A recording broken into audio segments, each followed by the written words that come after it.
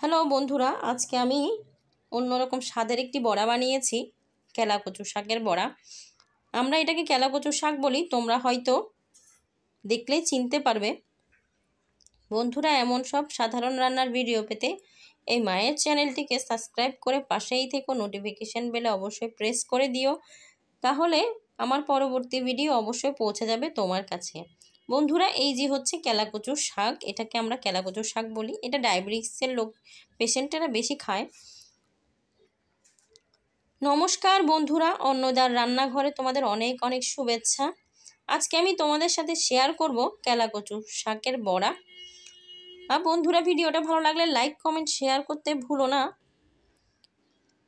আমি এখানে নিয়ে নিয়েছি একটা খালি বলে দিয়ে দিচ্ছি কিছুটা পরিমাণ বেসন, দিয়ে দিচ্ছি একটু চালের গুঁড়ো,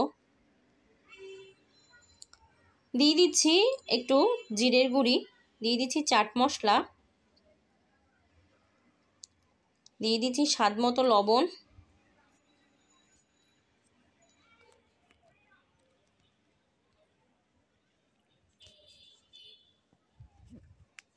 দিয়ে দিচ্ছি একটু হলুদ গুঁড়ো।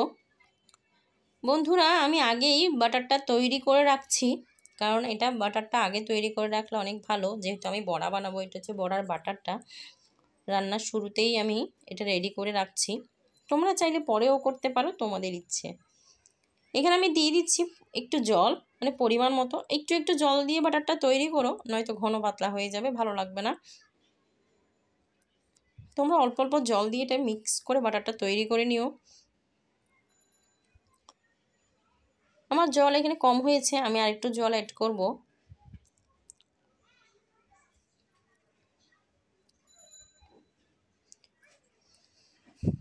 বন্ধুরা, বাটারটা ঠিক এইরকম হবে।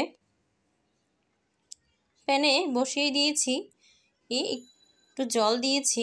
আমি এখানে একটা আলু কেটে নিয়েছি মাঝারো সাইজের, আর নিয়েছি 1 মুঠ ডাল, মশারির ডাল।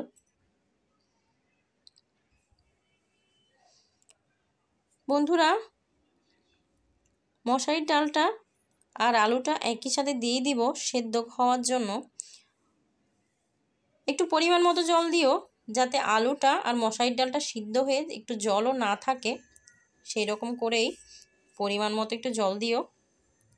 এই যে দেখো, আমি একদমই জলটাকে শুকিয়ে নিয়েছি। শুকাতে শুকাতে আলুটাও সিদ্ধ হয়ে গেছে, আর ডালেও কোনো জল নেই। আমি ডাল আলুগুলো নামিয়ে নিয়েছি, বসিয়ে দিয়েছি একটা প্যানে কটি শুকনো মরিচ ভেজে নিব, কারণ সব ধরনের ভাজি বা চপের মধ্যে শুকনো মরিচ দিলে ভালো লাগে। তোমরা চাইলে শুকনো মরিচ দিতেও পারো, নাও দিতে পারো, তোমাদের ইচ্ছে, তবে দিলে ভালো লাগবে। মরিচটা ভাজা হয়ে গেছে, দিয়ে দিচ্ছি প্যানে আবারও তেল।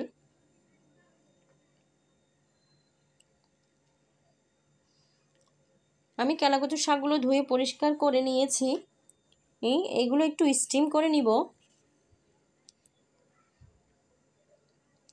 দিয়ে দিচ্ছি আবারও প্যানে একটু তেল,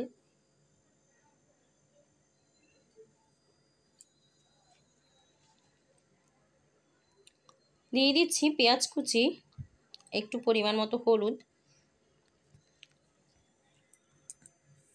পেঁয়াজটাকে একটু ভেজে লাল করে নিব।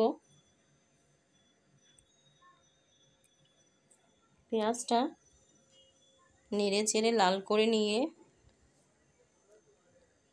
লাল হয়ে গেছে।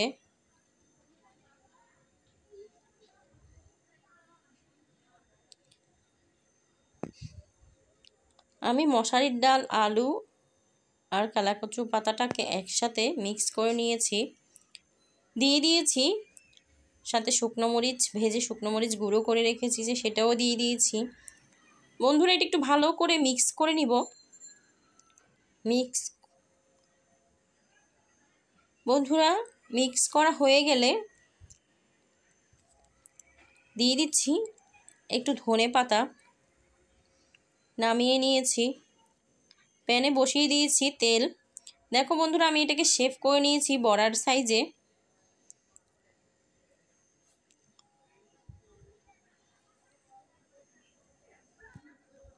আমি প্রথমে যে ব্যাটারটা তৈরি করেছিলাম সেই ব্যাটারটাতে চুবিয়ে চুবিয়ে দিয়ে দিচ্ছি এক এক করে তেলের মধ্যে।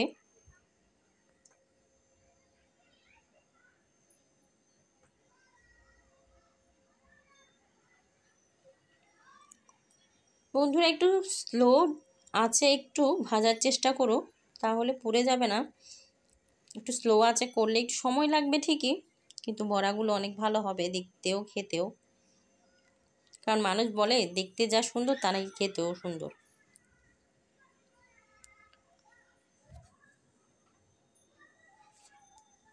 দিয়ে দিয়েছি কড়াইতে বড়াগুলো। এখন একটু স্লো আঁচে সময় নিয়ে একটু ভাজবো।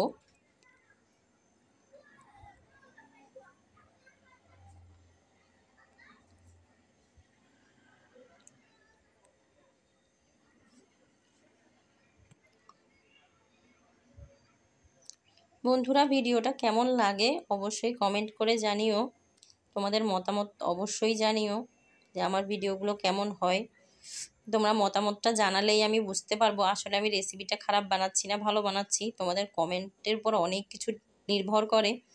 তোমরা অবশ্যই আমাকে কমেন্ট করে জানিও আসলে আমি কেমন রেসিপি বানাই। আর তোমাদের যদি কোনো রেসিপি জানার থাকে তাহলে অবশ্যই কমেন্ট করে জানিও। আমি চেষ্টা করব তোমাদের কমেন্ট অনুযায়ী রেসিপি বানিয়ে তোমাদের সামনে প্রেজেন্ট করতে। আমার বড়াগুলো হয়ে গেছে, এখন শুধু নামিয়ে সার্ভ করলেই হয়ে যাবে। বন্ধুরা দেখো বড়াগুলো একদমই হয়ে গেছে।